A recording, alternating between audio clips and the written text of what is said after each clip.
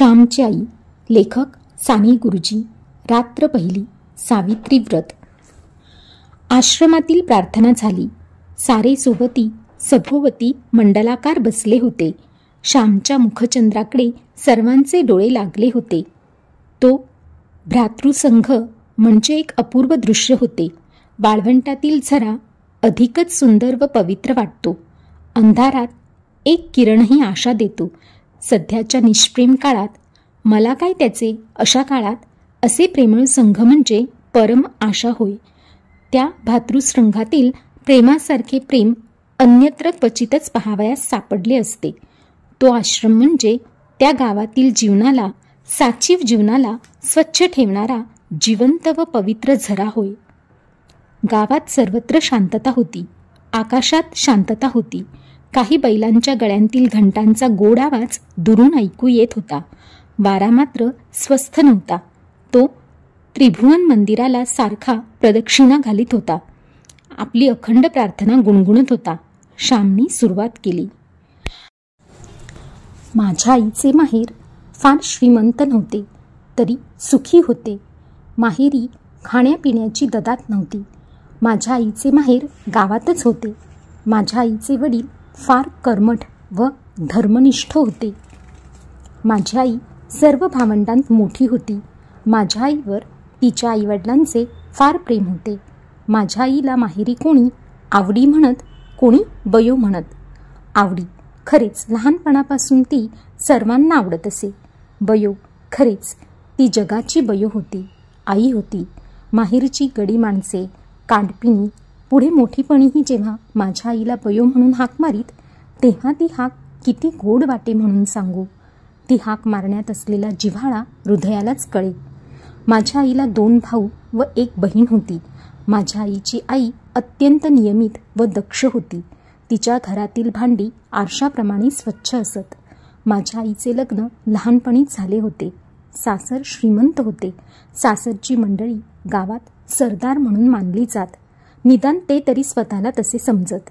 आई पोत, पेट्या, सरी, वाकी, गोट तोडे सारे काही होते. भरल्या घरात, भरल्या गोकुळात ती पडली होती. सासरी आल्यावर तिचे नाव यशोदा ठेवण्यात आले होते. सासरी ती लहानाची मोठी होत होती. कशाला तोटा नव्हता. चांगले लिहायला, चांगले खायला होते. एकत्र घरात कामही भरपूर असे. उत्साही परिस्थितीत, सहानुभूतीच्या वातावरणात काम कराव्यास मनुष्य कंटाळत नाही. उलट 4 धंदे करण्यात धन्यता व आनंद मानतो. मित्रांनो, माझ्या वडिलांच्या अंगावर ते वयाने 17-18 वर्षांचे झाले नाहीत, तोच सारी जबाबदारी पडली होती. कारण आजोबा थकले होते. वडीलच सारा कारभार पाहू लागले. देवघेव तेच पाहत. आम्ही आमच्या वडिलांस भाऊ म्हणत असू व लोक त्यांना भाऊराव असे म्हणत. आजूबाजूच्या खेड्यांतील लोक आम्हाला खोत म्हणून संबोधित. खोत म्हणजे काय? भिकाने प्रश्न विचारला. श्याम म्हणाला, खोत म्हणजे गावचा ठरीव शेतचारा वसूल करून सरकारकडे पाठविणारा बिनपगारी दलाल. त्याला काही मिळत नाही का? रामने विचारले. हो, मिळते तर. सरकारी शेतचाऱ्याच्या जवळजवळ 1/4 हिस्सा खोताला फायदा असतो. खोत गावातील पिकांची आभावणी करतो, पिकांचा अंदाज करतो. याला पीक धरणे असे म्हणतात. एखाद्या शेतात पीक चांगले नसले तरी चांगले लावतात. लोकांनी वसूल दिला नाही तर सरकारी मदत मिळते व मग जप्ती प्रकरणे होतात. ठरल्या वेळी खोताने शेतकऱ्याचे हप्ते वसूल आला नसला तरी पदरचेच पैसे देऊन भरलेच पाहिजेत. आमच्या वराड नागपुराकडे मालगुजर असतात, तसाच प्रकार दिसतो, भिका म्हणाला. गोविंदा उत्कंठतेने म्हणाला, पुरे पुरे रे आता तुमचे, तुम्ही पुढे सांगा. श्यामने पुन्हा गोष्टीला सुरुवात केली. आम्ही वडवली गावचे खोत होतो. त्या वडवली गावात आमची खूप मोठी बाग होती. धोधो पाणी वाहत असे. दांड बांधून दुरून पाणी आणले होते. ते उंचावरून पडत असे. बागेत केळी, पोफळी, अननस लावलेले होते. निरनिराळ्या जातीची फणसाची झाडे होती. कापे, बरके, अर्धकापे. तुम्ही कोकणात याल तेव्हा हे सारे प्रकार तुम्हांस मी दाखवीन. ती बाग म्हणजे आमचे वैभव, आमचे भाग्य असे म्हणत. परंतु गड्यांनो, ते आमचे वैभव नसून आमचे पाप होते. पाप क्षणभर असते व कायमचे रडत बसते. पाप थोडा वेळ डोके वर करते, परंतु कायमचे धुळीत मिळते. पापाला तात्पुरता मान, तात्पुरते स्थान. जगात सद्गुणच शुक्राच्या ताऱ्याप्रमाणे शांत व स्थिर सदैव तळपत राहतात. खोताने वाटेल त्याला कामाला बोलवावे, बोलावले तर गेले पाहिजे, नाहीतर खोताचा रोष व्हावयाचा.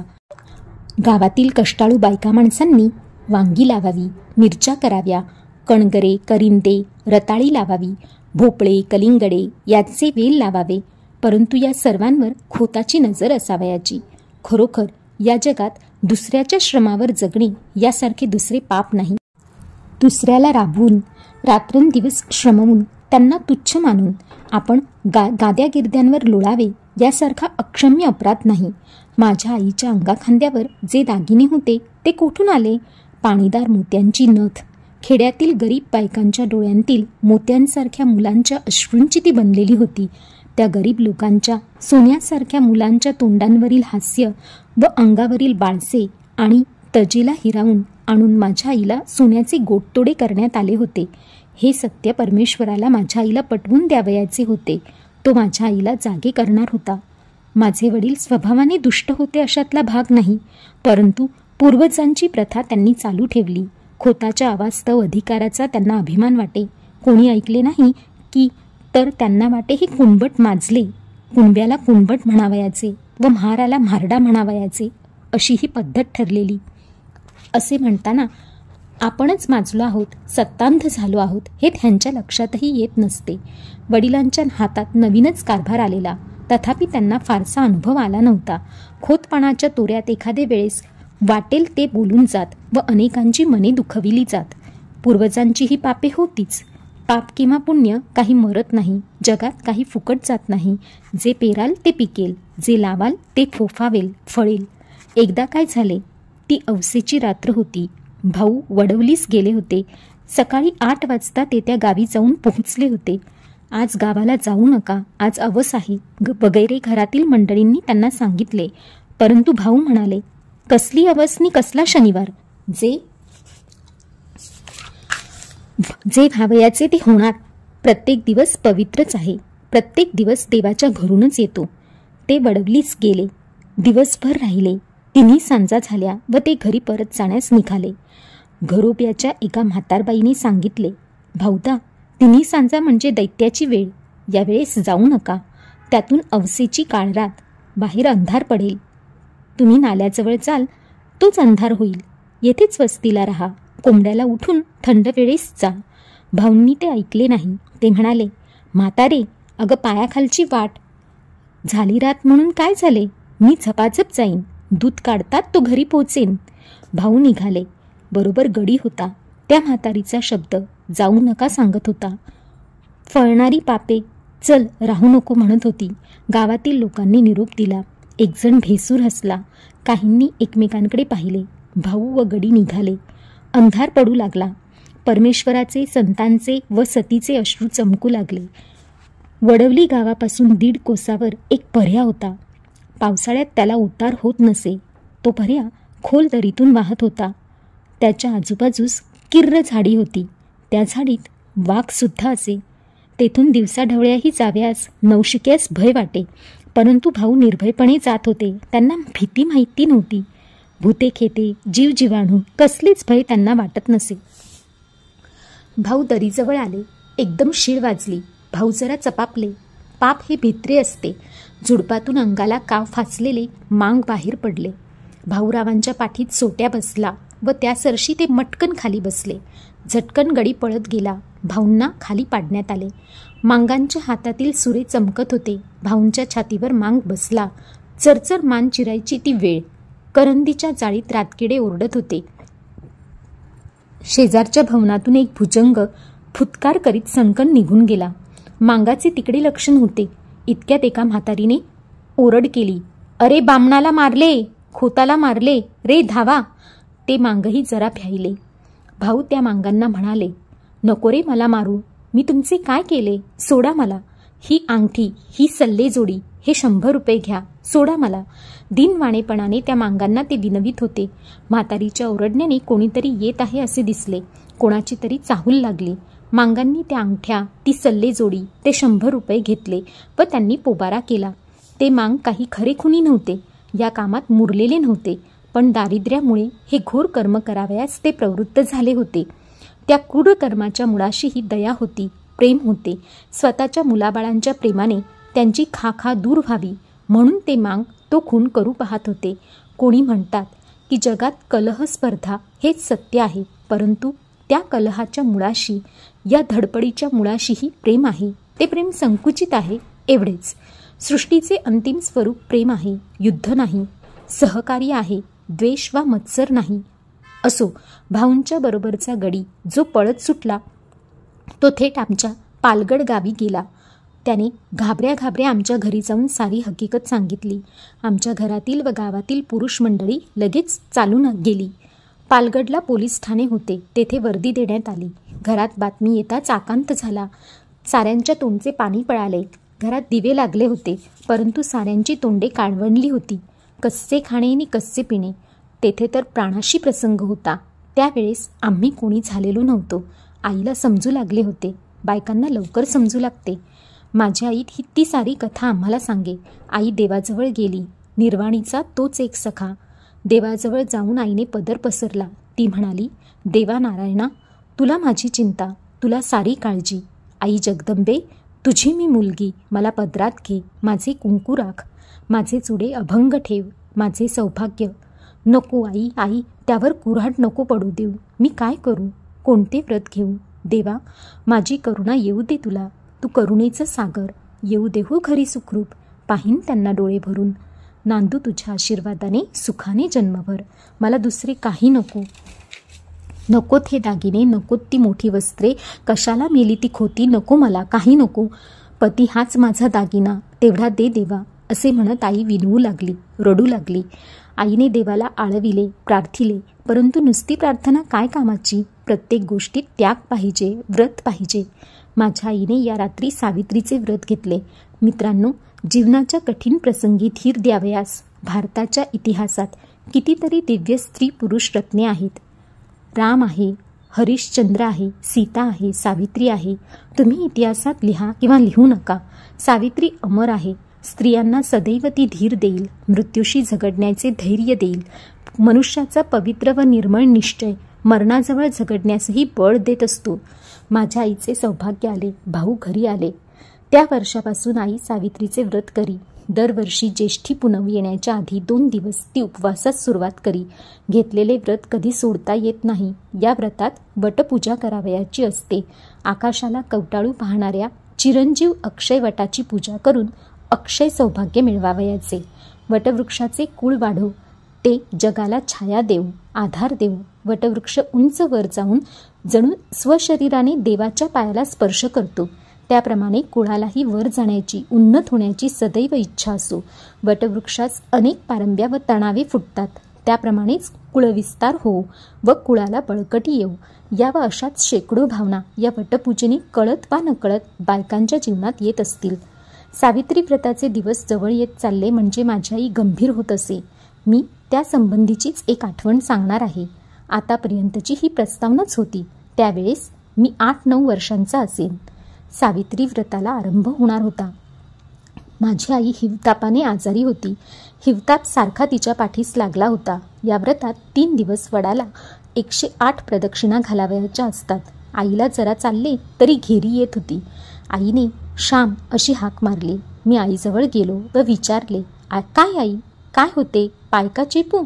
आई म्हणाली, पाय नको रे चेपायला, मेले रोज चेपायचे तरी किती, तू सुद्धा कंटाळला असशील हो, पण मी तरी काय करू?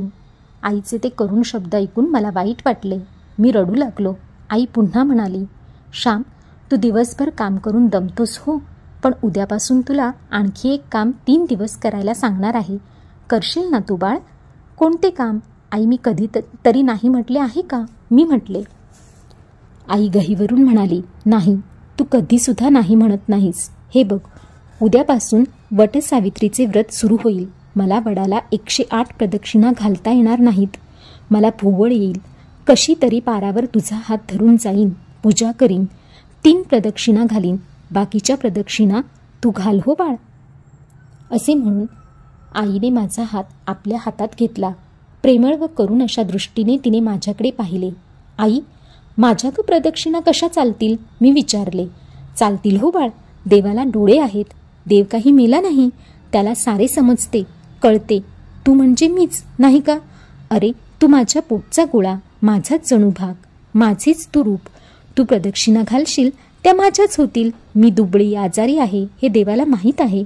आई म्हणाली, पण मला बायका हसतील, मी नाही जाणार वडावर.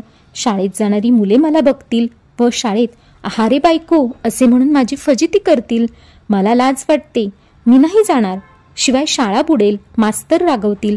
अशा अनेक सबबी मी सांगू लागलो. आईची म्लान मुद्रा खिन्न झाली. ती म्हणाली, श्याम, आईचे काम करावयास कसली रे लाज? हे देवाचे काम. ते करीत असता तुला कोणी हसले तर तेच वेडे ठरतील. देवाचे काम करावयास लाजू नये. पाप करावयास माणसाने लाजावे. श्याम, त्या दिवशी चुलीमागचा खोबऱ्याचा तुकडा घेऊन तू खाल्लास. मी बघितले, पण बोलले नाही. जाऊ दे, मुलाची जात आहे. परंतु त्यावेळेस तुला लाज नाही वाटली, आणि आता देवाचे काम करावयास तुला लाज वाटते का रे? मग तो भक्ती विजय कशाला वाचतोस?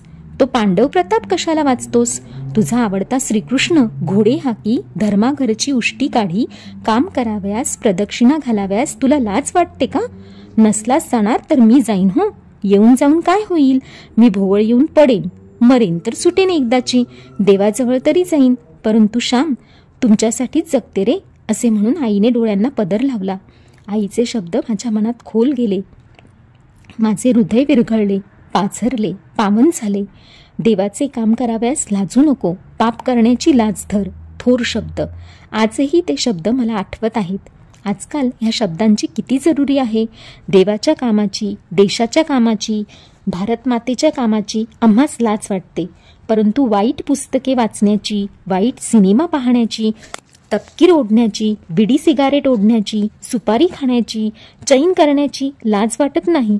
पुण्यकर्म, सत्कर्म करण्याची लाज वाटू लागली आहे व असत्कर्म करण्यात प्रौढी व संस्कृती येऊन राहिली आहे. फार वाईट आहे ही स्थिती. मी आईच्या पाया पडलो व म्हटले, आई, जाईन हो मी. कोणी मला हसो, कोणी काही म्हणू, मी जाईन. पुंडलिक आईबापाची सेवा करून मोठा झाला, देवाला बांधून आणता झाला. तुझे काम करून मला तुझा व देवाचा लाडका होऊ दे. शाळेत मास्तर रागावले, त्यांनी मारले तरी चालेल. आई, तुला माझा राग आलाय होय? तुला वाईट वाटले? असे केविलवाणे मी विचारले. नाही हो बाळ, मी तुझ्यावर कशी रागवेन? मला तुझ्यावर रागवता येत नाही हो श्याम. आई म्हणाली, गड्यांनो, मी घरी असलो व वटसावित्री जर आली असली तर वडाला प्रदक्षिणा घालण्यास मी नेहमी जात असे. माझ्या आईचे त्या दिवशीचे शब्द मी कधी विसरणार नाही. पाप करताना लाज वाटू दे, चांगले काम करताना लाज नको. धन्यवाद.